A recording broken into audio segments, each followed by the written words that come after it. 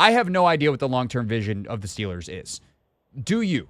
There isn't one because they don't believe in one. Right now, though, it is time to welcome in our pal Andrew Fillipponi, 93.7 The Fan in Pittsburgh, to figure what in the world is happening with his football team on a day that they traded for Jalen Ramsey, traded Minkah Fitzpatrick to Miami. They also got tight end Jonnu Smith back in return. Poni, first of all, hello, and thank you for doing this. I'm sure what has been a crazy day for you. Yeah, absolutely. It's one of those days where you see the breaking news and your immediate thought is, this can't be real. This has to be fake. I have to be getting duped. I have to be getting tricked because, look, I mean, there was a lot of speculation here that Jonnu Smith could be a Steeler and maybe even Jalen Ramsey, but nobody thought Minkah Fitzpatrick was going to get traded. I mean, of all the hypothetical stuff that gets put out there, whether it's from fans or aggregators or legitimate media, I mean, this wasn't even floated out there as a possibility. So when the first story broke that Ramsey was traded here, okay, wow, that's still a big deal. He's a former All-Pro and Super Bowl champion. But then when we found out it was Minkah going back to the Dolphins, that's kind of when all hell broke loose here, Craig. Well, that's the thing, right, Poni, is like, because the way that Schefter reported it, where it's like, oh, the Steelers got Jalen Ramsey, like, okay, I'm interested. Like, you have my attention. Wait, they gave up Minkah? Like, how did you process that? Like, in that, especially that, whatever it was, 45-second to 2-minute window, or however long it was, when you thought that Jalen Ramsey was joining Minkah Fitzpatrick versus being traded for Minkah Fitzpatrick? Well, a few different ways. Minkah Fitzpatrick was a very polarizing person here last season because over the course of 2 years, he went 25 games without forcing a turnover. And he really made his name with the Steelers when he was first traded over from the Dolphins, because when they were without Ben Roethlisberger in 2019, he saved their season. Mike Tomlin would not have this run of consecutive non-losing seasons if Minkah Fitzpatrick didn't come here and make all kinds of game-changing plays his maiden voyage with the Steelers. So he got off to an incredible start. He made a fabulous first impression, and then they changed the way they used him. And he really played deep safety all last year. And it was fine when the Steelers were winning games, but when they started to lose games, there was a lot of frustration, not only from fans, but from Minkah himself, about how it was basically just the last line of defense. And so my personal thought is, I'm not saying this guy was George Pickens, Craig, but I do think they had a disgruntled player. And I don't think, even though he goes back to Miami where he had philosophical differences with Brian Flores,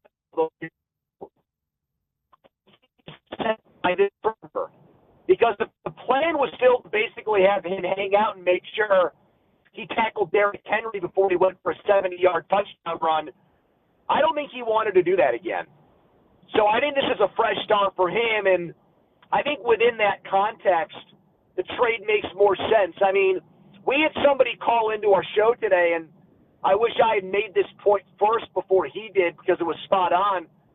If they had used Minkah Fitzpatrick that way again this year, I mean, there's a good shot he would have either A, been forced to take a pay cut for 2026 or just been outright released, because you don't pay a safety $20 million to basically play 25 yards off the line of scrimmage.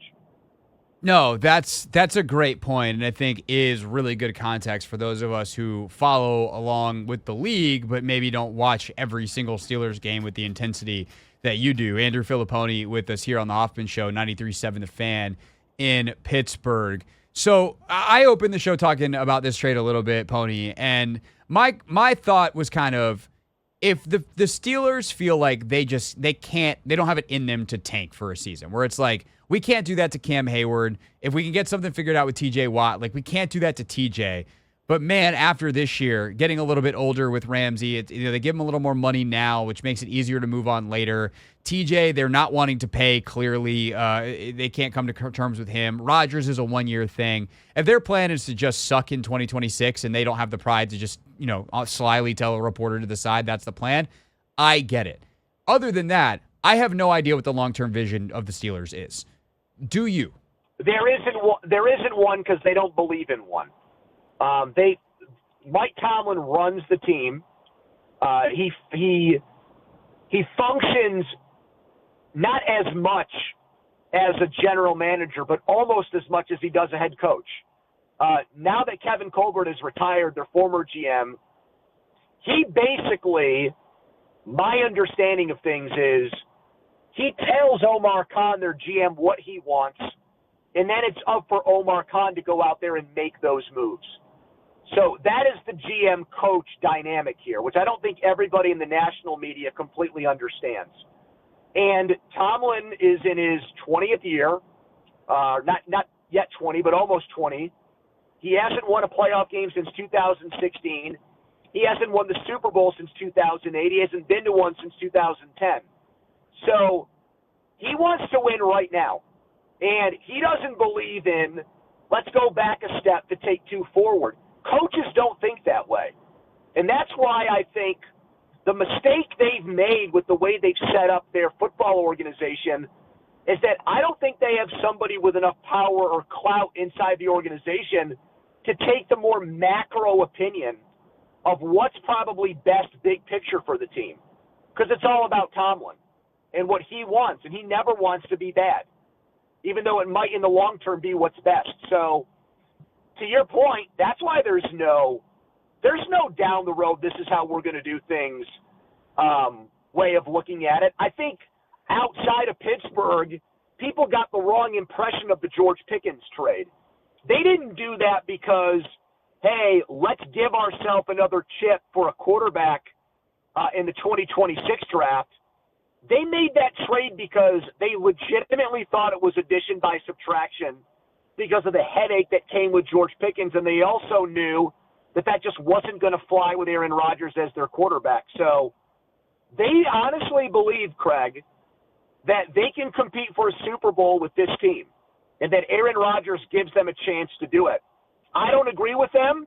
They're a football team where guys are making millions of dollars to make this decision, and I'm just somebody who talks about them for a living. But I just think they're too close to the situation, and they're delusional about how good they are and where they stand within the NFL pecking order of teams. So last thing, Andrew, because I think your last point and the way you framed it is important. And this is something I've tried to be better and better at as my career goes. By and large, these are very smart people, and they don't want to be wrong because their jobs literally depend on them being right. I tend to agree with you as a person who also talks about football for a living that the Pittsburgh Steelers are, at best, a 10-win team this year. They're not a legit Super Bowl contender. That is not who Aaron Rodgers is as a quarterback, and their roster is too flawed in other ways. The thing is, after that, is there a path that they could kind of fight through whatever malaise they're in right now and somehow be good in a next phase for Mike Tomlin starting in 2026, or at least building in 26 to some competitiveness in 27, 28? Or is eventually it just going to be so much mediocrity that there is no denying it, and they're going to have to take a step back and ownership is going to have to move, whether it's tell Tomlin that's what they're doing or move on from Tomlin? Is there a path here? Well, I don't think Mike is opposed to using all the picks they have or some of the picks they've built up for the 2026 draft, which will be here, by the way, and moving up to get a quarterback in the first round this upcoming season for 2026. I think that is, the one person we haven't mentioned or I haven't touched on in all this is the owner. And I think the owner wants that. So I think the owner wants that event here in Pittsburgh to be one of the biggest, most marquee events in recent team history. So I think he will push for them to scout and evaluate all the first-round quarterbacks. And if they feel like they can't get one where they are, I think they will make a move to get one. I mean, I I think that's probably, Craig, I think that might be the compromise on why Aaron Rodgers is here at 41 and why they passed on Justin Fields.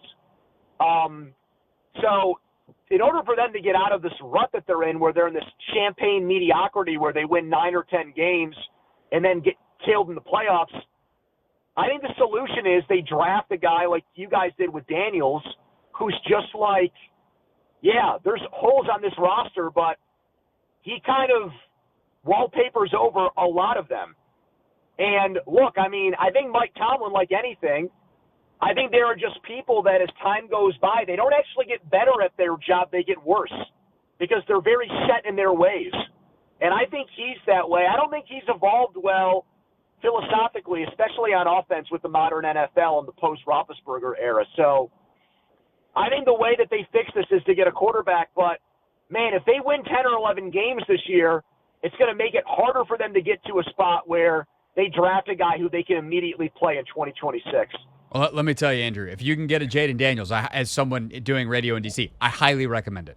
Highly recommend that. Yeah, the last time we tried that, we got Kenny Pickett, Craig. So they're 0 for 1 so far. Yeah. When it comes to that plan. And you yeah. guys were like 0 for a lot. I don't know, 40 or 50 before Daniels got there. Yes, exactly. Yeah. So, eventually, and I guess if you get a new owner and your owner's the worst in sports, you should do that too. But I don't think you have quite that problem. So, we can just go for the quarterback. Poni, I appreciate you doing this, man. Thanks a lot. Really appreciate it. See you, Craig. Be good, man. You Peace too. out. That's it. Andrew Fillipponi with us. You can listen to him on the free Odyssey app. If you want to hear Steelers fans melting down, go check out the podcast of his show, or you can listen to him live tomorrow starting at 2 p.m.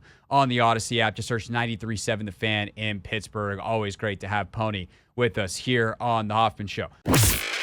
Hey, this is DA, and you're listening to The Hoffman Show on the Team 980 and the Odyssey app.